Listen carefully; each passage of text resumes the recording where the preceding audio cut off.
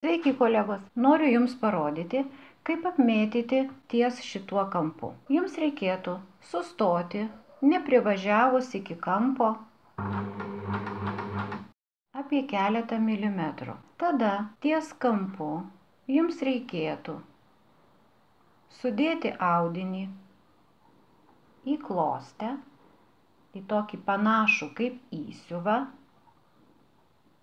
ir atkreipkite dėmesį.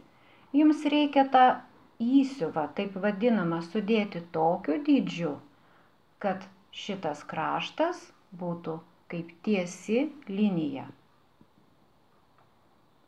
Laikome, vienu pirštu laikome ir pavažiuos šitas įsiuvas po pėdele, o šitas kraštas apsimėtys tiesiai.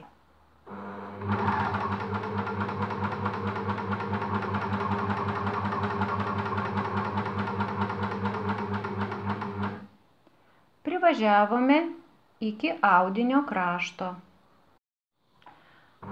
Su ranka šiek tiek padėsiu overlockui, kad adatos nusileistų jau už audinio krašto. Adatos nusileidžia ir pakyla, tada pakelsiu pėdelę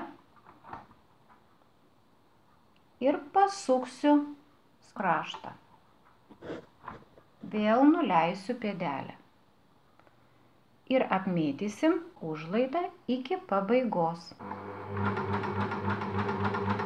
Na štai, dabar jūs galite pasižiūrėti, kaip apsimėtė mūsų kampas. Ties šita vieta buvo daryta klostė, o ties šita vieta mes padarėm posūkį. Žinoma, jeigu jūs turite mažiau įgūdžių, jūs galite su overlocku čia išvažiuoti į nulį ir tada dar kartą dėti nukirpus siūlus po pėdele ir pradėti važiuoti nuo viršutinio krašto iki apatinio.